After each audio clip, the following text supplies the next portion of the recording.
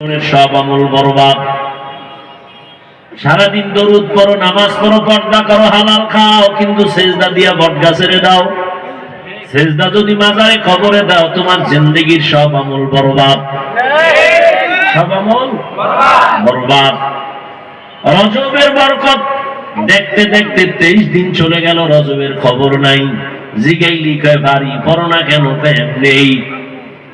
অথচ রহমতের নবী মাস থেকে আমল শুরু করে দিছেন, আমল বাড়ায় দিছেন।